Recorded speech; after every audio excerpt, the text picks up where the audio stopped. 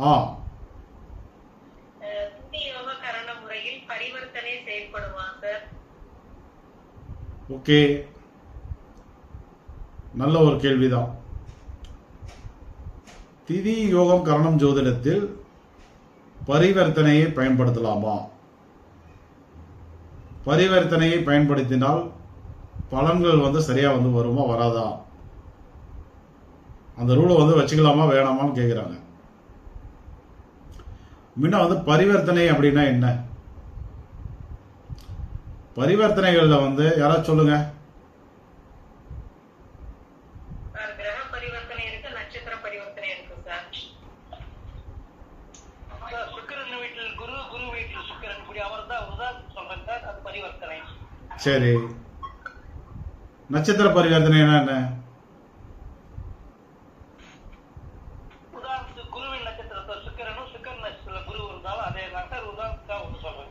Okay, very good. இப்ப இந்த பரிவர்த்தனைகள் என்பது பிற ஜோதிட முறைகளில் பயன்படுத்திக்கலாம். நம்மளுடைய திதி யோகம் கரண ஜோதிடத்தில் அதாவது என்னால் நடத்தப்படக்கூடிய ஸ்ரீ மகாலட்சுமி ஜோதிட வித்யாலயனுடைய திதி யோக கரண ஜோதிட முறையில் தயவுசெய்து பயன்படுத்தாதீங்க. அது நமக்கு தேவையில்லை. அது பலன் தரப்போறதும் கிடையாது. இப்ப ராசி பரிவர்த்தனைன்னு எடுத்துக்கிறோம். நம்ம இப்ப குரு சந்திரனுடைய வீட்டில் இருக்காரு, சந்திரன் குருவுடைய வீட்டில் இருக்காரு.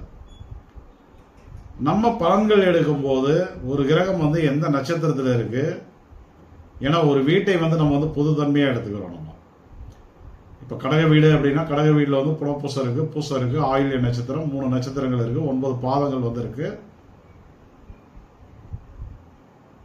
இப்ப இதை எல்லாம் கலந்ததுதான் நம்ம கடக வீடு. அப்ப நம்ம என்ன பண்றோம்?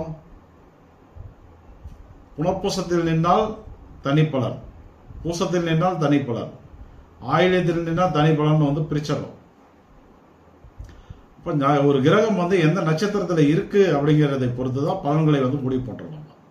நம்மளுடைய திதி யோகம் கரணம் ஜோதிட விதிகளை எல்லாம் பயன்படுத்தி அது பாசிட்டிவா இருக்கு நெகட்டிவா இருக்கு அப்படின்ற ஒரு முடிவுக்கு வரணும்.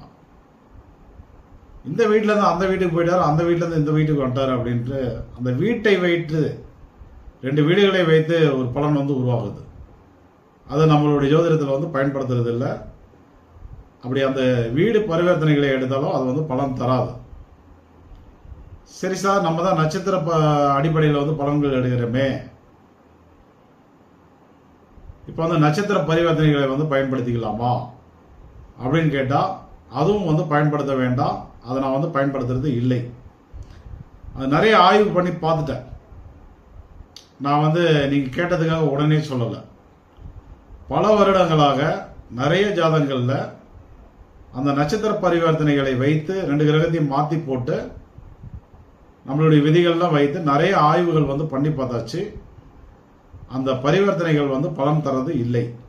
அதனால என்னுடைய மாணவர்கள் கிரக பரிவர்த்தனையாக இருந்தாலும் சரி, அதாவது ராசி பரிவர்த்தனையாக இருந்தாலும் சரி, நட்சத்திர பரிவர்த்தனைகளாக இருந்தாலும் சரி, ரெண்டுமே பயன்படுத்த வேண்டாம்.